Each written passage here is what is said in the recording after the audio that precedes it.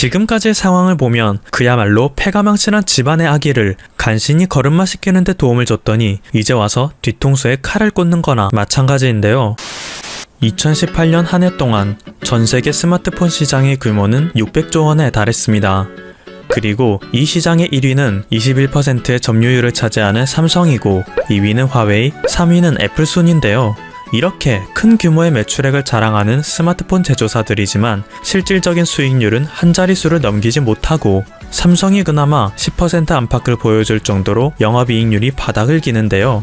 이것은 바로 이동통신의 필수 불가결한 기술인 표준 필수 특허를 다수 보유하고 있는 퀄컴 때문입니다. 반독점적인 지위를 지닌 퀄컴은 자신들의 라이센스를 이용하여 전 세계 휴대폰 제조사들을 상대로 막대한 수익을 벌어들이고 있는데요. 퀄컴은 각종 라이센스와 칩 판매를 통해서 2017년에는 26조 원을 벌어들였고 이 중 8조 원이 영업이익으로 영업이익률이 무려 30%를 넘어서는 모습을 보여줍니다. 그런데 현재는 세계적 독점 기업인 퀄컴이 원래 몇 번이나 망할 위기에 처했었지만 대한민국의 도움으로 위기에서 벗어나 도약이 가능했다는 사실 알고 계셨나요? 1980년대 휴대폰의 1세대 통신 기술은 제대로 된 기술 표준이 없어 같은 도시에 있어도 통신사가 다르다면 통화가 불가능한 경우가 빈번했습니다. 때문에 2세대 통신 기술로 넘어가면서는 이러한 단점을 극복하기 위한 기술 표준을 제정하는 것이 중요했는데요. 유럽에서는 이를 위한 표준 규격으로 GSM을 사용하기로 했고 미국에서는 TDMA를 사용하기로 했습니다. 그리고 TDMA보다 회선도 많고 확장성도 크며 보안성도 뛰어난 기술인 CDMA는 주로 군대에서 사용되었는데요. 당시 스타트업이었던 퀄컴에서는 이러한 CDMA의 가능성을 보고 AT&T, 모토로라 등의 기업으로부터 300억에 달하는 투자금을 받아 연구를 지속한 끝에 미국의 두 번째 표준 규격이 되었습니다. 하지만 막상 표준 규격이 되고 나서도 이미 TDMA 규격의 망인프라가 깔려있는 미국에서는 통신사들이 굳이 추가 비용을 들이면서 CDMA 인프라를 깔 이유가 없었습니다. 휴대폰 제조사에서도 CDMA 기기를 만들 이유가 없었고요. 아무도 자신들의 기술을 받아주지 않자 퀄컴에서는 사상 최악의 악수를 두게 되는데요. 자신들의 회사에서 직접 휴대폰을 만들기로 결심을 한 것입니다. 그런데 여지껏 하드웨어를 만들어 본 경험이 전무한 기업이 제대로 된 기계를 만들 수 있을 리가 없었죠. 때문에 퀄컴은 이 선택 때문에 회사가 휘청거리는 위기에 봉착하는데요. 때마침 지구 반대편의 대한민국도 이동통신이 1세대에서 2세대로 넘어가는 상황이었고 새로운 기술 표준을 선택하는 기로에 서 있었습니다. 이것을 알게 된 퀄컴은 한국에게 CDMA를 공동 개발할 것을 요청하였고 한국전자통신연구원 애트리에서 이 요청을 받아들여 퀄컴과 함께 CDMA 상용화 연구를 시작했죠. 그리고 1996년 대한민국에서 전세계 최초로 CDMA 기술을 상용화하는 데 성공했습니다. 이후 한국에서는 IT 산업이 말 그대로 폭풍 성장하기 시작했고 전세계 시장을 주도하면서 CDMA 기술을 전세계 표준으로 만들었습니다. 그런데 그와 동시에 퀄컴은 숨겨왔던 야욕을 드러내며 갑질을 시작했는데요. 계약상 애트리에게 주기로 되어 있던 기술료 분배금을 주지 않았고 법적 다툼 끝에 1,300억을 뒤늦게 지급하였습니다. 또한 퀄컴은 한국 업체에게 최혜 대우를 유지하기로 약속했었으나 이후 급성장하던 중국에게 더 좋은 대우를 함으로써 사실상 한국과의 계약을 파기하기에 이르렀죠. 그리고 한국뿐만 아니라 전 세계의 칩셋 제조사와 휴대폰 제조사들에게 갑질을 시작했는데요. 휴대폰을 만들기 위해서는 통신 모뎀이 필수입니다. 그리고 그 통신 모뎀을 설계하기 위해서는 기술 표준인 퀄컴의 기술을 사용해야 하는데 인텔과 미디어텍 등 다른 칩셋 제조사들에게 이 라이센스를 허가하지 않고 자신들이 만든 회사인 퀄컴 CDMA 테크놀로지스에게만 라이센스를 제공하여 통신 모뎀 칩셋을 독점적으로 생산하였습니다. 그리고 이 편법을 통해 퀄컴은 막대한 부를 축적할 수 있었는데요. 정상적인 구조 아래서 퀄컴은 자신이 라이센스를 제공한 회사, 칩셋 제조 회사에게만 로열티를 징수할 수 있는데 칩셋 제조도 퀄컴이 독점을 하고 있는 구조이기 때문에 그보다 더 다음 단계인 휴대폰 제조사로부터도 로열티를 챙기기 시작한 것입니다. 휴대폰 판매 가격의 일정 %를 퀄컴에게 넘기도록 하였죠. 이러한 구조로 인해서 칩셋 제조업에 뛰어드는 회사는 거의 없었고 휴대폰 제조사들은 울며 겨자 먹는 심정으로 퀄컴에게 막대한 로열티를 지불해왔습니다. 그래도 이동통신이 3세대와 4세대를 거치며 휴대폰의 부품이 점점 세분화되자 퀄컴의 독점력도 점점 힘을 잃어갈 것이라고 기대했었는데요.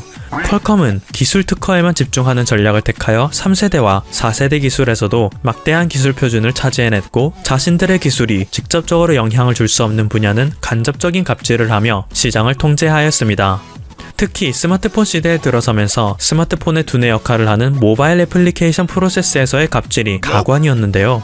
자신들의 AP인 스냅드래곤을 사용하지 않으면 통신 모뎀칩 또한 해당 회사에게는 판매하지 않거나 다른 회사에 비해 로열티를 더 많이 징수하겠다고 한 것입니다. 즉, 끼워 팔기를 시전한 것인데, 이를 통해 AP 시장 또한 퀄컴은 1위에 쉽게 등극할 수 있었습니다. 상황이 이렇게까지 이르자 전 세계 휴대폰 제조사들은 조금씩 반발을 하기 시작했는데요. 삼성의 경우 독자적인 AP인 엑시노스를 개발했죠. 하지만 퀄컴은 이러한 삼성에게 또 태클을 걸었는데요. 삼성이 엑시노스를 타 기업에 판매한다면 우리는 삼성에게 통신칩을 판매하지 않겠다 라고 한 것입니다. 때문에 삼성은 어쩔 수 없이 자국의 삼성 휴대폰에만 엑시노스를 사용해야 하는 처지가 되었죠. 애플 또한 퀄컴에 대한 의존도를 높이기 위해 인텔과 손을 잡았고, 퀄컴이 부당한 이익을 취했다며 30조 단위의 소송을 제기했는데요. 퀄컴은 애플에게 통신칩 공급을 중단하겠다며 위협했고, Nope. 인텔은 5G 통신칩 개발을 포기하겠다고 선언하는 바람에 더 이상 5G 스마트폰 출시를 늦출 수 없었던 애플은 결국 퀄컴에게 항복을 선언하였습니다. 퀄컴은 자신들이 표준 필수 특허를 다수 보유하고 있는 것을 남용하여 휴대폰 제조사들에게 독점 계약을 요구함과 동시에 휴대폰 제조사가 갖고 있는 특허는 퀄컴에게 무상으로 제공하길 강요합니다. 퀄컴은 지난 25년간 한국으로부터 100조 원의 수익을 벌어들였고, 그중 부당한 이익으로 추정되는 수치가 무려 51조 원에 달하죠. 때문에 2016년 대한민국의 공정거래위원회에서는 이러한 퀄컴에게 1조 원 상당의 과징금을 부과하고 불공정 행위를 제재하는 시정명령을 내렸는데요. 2019년 현재 기준 서울고등법원에 계류 중인 이 소송에 대해 퀄컴은 한미 FTA와 정치 외교적인 통로를 이용하여 영향력을 행사하려는 노력을 지속하고 있습니다. 지금까지의 상황을 보면 그야말로 패가망신한 집안의 아기를 간신히 걸음마 시키는 데 도움을 줬더니 이제 와서 뒤통수에 칼을 꽂는 거나 마찬가지인데요. 삼성은 앞으로 출시할 갤럭시 S11에서 자사의 엑시노스를 탑재하지 않고 퀄컴의 스냅드래곤을 탑재하기로 결정했다고 합니다. 이를 보며 역시 삼성이 퀄컴을 기술적으로 이길 수가 없네 라고 말하는 소비자들도 있는데요. 이것에는 단순한 기술력의 문제뿐만 아니라 퀄컴의 통신 모뎀칩 독점력으로 인한 문제가 복잡하게 얽혀 나타난 결과임을 말씀드리고 싶었습니다. 또한 타사에 비해 퀄컴의 AP가 기술력이 뛰어나게 된 요인도 결국 퀄컴이 자신의 독점적인 지위를 이용하여 다른 회사가 기술을 개발하고 성장하는 길을 막고 있기 때문이고요. 삼성은 퀄컴을 절대 이길 수 없기에 엑시노스가 아닌 스냅드래곤을 사용하기로 결정하여 퀄컴에게 백기를 든 것으로 판단됩니다. 혹자는 자신의 특출난 기술로 영향력을 행사하는 것이 뭐가 그렇게 나쁜 일이냐 라고 반문하기도 하지만, 이것은 현대 법체계를 전혀 이해하지 못하는 발언입니다. 애초에 표준 기술이라는 것은 제정한 이유가 전 세계적으로 같은 기술을 사용하여 쓸데없는 비용 낭비를 막고 효율적인 산업 발전을 도모하기 위함인데, 표준 기술 특허를 인정받은 기업이 그것을 악용하여 독점적인 지위를 확보하게 된다면 해당 산업에서는 경쟁이 사라져 발전이 멈추게 되고, 그 피해는 최종적으로 소비자에게 돌아가는 등 사회를 병들게 하는 자본주의의 폐해 중 하나입니다. 때문에 국제사회에서는 프렌드라 하여 표준이 된 특허 기술의 권리자가 지위를 남용하여 온갖 불공정 행위를 저지르는 것을 방지하는 원칙이 있는데, 퀄컴에서는 이것을 가볍게 무시하는 상황이죠. 4G에서 5G로 넘어가는 4차 산업혁명에 입구해서 대한민국은 이 시대의 주도권을 잡기 위해 총력을 다하고 있습니다. 하지만 올해 5G 통신칩에서 퀄컴은 무려 87.9%의 점유율을 차지해냈는데요. 2026년 1300조 원의 규모로 전망되는 5G 시장에서 한국의 휴대폰 제조사들이 막대한 영업이익을 세금을 납부하는 것 마냥 빼앗기지 않기 위해서는 현재의 퀄컴 반독점 구조를 반드시 막아야 합니다. 공정거래위원회와 퀄컴의 소송에서 반드시 대한민국이 이기기를 기원합니다. 지금까지 퍼플튜브였습니다. 여러분의 구독과 좋아요 그리고 알림 설정은 컨텐츠 제작에 큰 힘이 됩니다. 일본은 머지않아 사라질 것이다. 세계적인 투자의 귀재 짐 로저스가 한 발언입니다. 자, 그런데 짐 로저스가 사라진다라고 한 의미는 일본의 경제가 침체되어 존재감이 없는 나라로 전락한다는 의미였습니다. 일본이 지난해 7월 4일부터 한국을 상대로 수출 규제를 시작한 지 어느덧 1년 5개월이 지났습니다. 그 결과는 참담했습니다. 일본의 유노가미 다카시 미세가공연구소 소장은 단기적으로 한국이 피해를 보는 것 같지만 사실은 세계적인 모든 전기기기 메이커가 타격을 받는 일이기 때문에 세계적인 전기기기 메이커가 일본 정부의 분노를 표출할 수밖에 없다. 일본의 신뢰도는 완전히 무너졌다. 무너진 신뢰를 회복시킬 수 있는 방법은 전무하다. 유일한 해결책이 있다면 일본의 총리를 비롯한 고위 간부들이 한국 정부에 직접 방문해 일본에서 도계자라고 부르는 무릎을 꿇고 사과를 하는 큰 사죄를 해야 한다고 생각한다. 전했습니다. 자, 그런데 짐 로저스가 말한 일본은 사라질 것이다 의 의미가 아닌 실제 일본의 땅이 물리적으로 사라질 위기에 놓이면서 일본 열도가 발칵 뒤집혔습니다. 동일본 대지진 이후 일본의 지반 침하가 계속해서 이어져 오고 있는 것인데요. 산케이 신문은 일본 국토지리원의 조사에 따르면 동일본 대지진 이후 태평양 연안 각지에서 대규모의 지반 침하가 확인됐다. 미야기현 이시노마키시 오사카 반도의 경우 지진 이후 최대 116cm가량 침하됐고 이와테현 77cm, 후쿠시마현 50cm, 이바라키현 46cm, 지바현 15cm 등으로 나타났다. 특히 플레이트의 비틀림이 남북으로 약 400km에 이르는 대규모여서 피해가 더 컸다 전했습니다. 실제로 이렇게 지반 침하가 명확하게 증명되는 사진들이 일본 전역에서 공개되면서 일본 국민들은 불안감을 숨기지 못하고 있는데요. 한 일본 네티즌은 이러다 정말 일본이 침몰하는 것 아니야? 일본을 떠나야 하나? 등의 반응을 보였습니다. 그리고 결정적으로 일본 국민들을 불안에 떨게 한 것은 일본의 국제공항들이 지반 침하로 바다에 잠기려 하고 있다는 충격적인 소식이 전해졌기 때문입니다. 1994년 개항한 오사카 간사이 공항은 일본에서 가장 중요한 공항 중 하나로 해안으로부터 5km 떨어진 바다에 인공섬을 건설하는 방식으로 세워졌습니다. 당시 해안으로부터 3km 떨어진 곳에 세우면 지반 침하가 적다는 의견도 제기됐지만 일본 정부는 전문가들의 의견을 완전히 무시한 채 해안으로부터 5km 떨어진 곳에 공항 건설을 강행했습니다. 오사카 간사이 공항을 세우기 위해 일본 정부가 감행한 환경 파괴도 무시무시했습니다.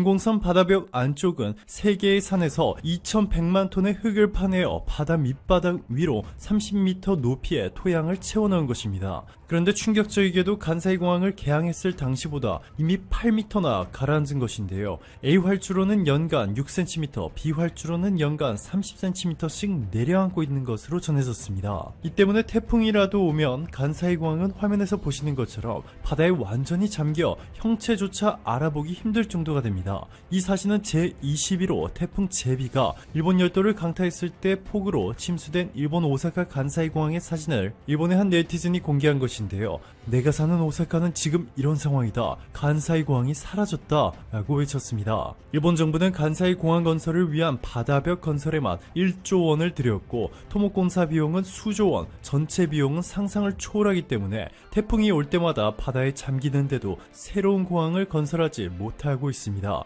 일본의 한 해 예산은 1000조 원으로 한국의 2배 정도지만 보시는 것처럼 230조 원 이상의 빚을 갚거나 빚에 대한 이자를 내는 데 사용하고 있습니다. 일본 정부가 자유롭게 사용할 수 있는 금액은 생각보다 너무나 적다는 것이죠. 일본 정부의 GDP 대비 부채 비율은 236.6%로 미국의 2배, 중국의 4배, 유럽의 3배, 한국의 6배가 넘는 너무나도 심각한 수준입니다. 일본의 국가 경쟁력이 해마다 감소하고 있는 가운데 근본적인 해결책 없이 일본 중앙은행이 돈을 무리하게 찍어낸 최악의 결과물인 것이죠. 간사이 공항은 일본 서부의 관문이라 불리고 있습니다. 오사카, 교토 등 이 일대 관광과 물류를 책임지고 있고 반도체나 광학기기 등의 수출, 의약품 수입 등 무역의 핵심 거점인데요. 지난해 국내선 이용객 690만 명, 국제선 이용객 2400만 명을 넘어섰습니다. 자, 그런데 이렇게 오사카 간사이 공항에 빠른 속도로 바닷속으로 잠겨버리고 있는 가운데 일본과 가까운 위치에 있는 가덕도에 한국의 신공항 건설이 결정되면서 일본이 발칵 뒤집혔습니다. 더불어민주당은 부산 가덕도 신공항 신속 건설을 위해 예비 타당성 조사 등 절차를 생략할 수 있도록 하는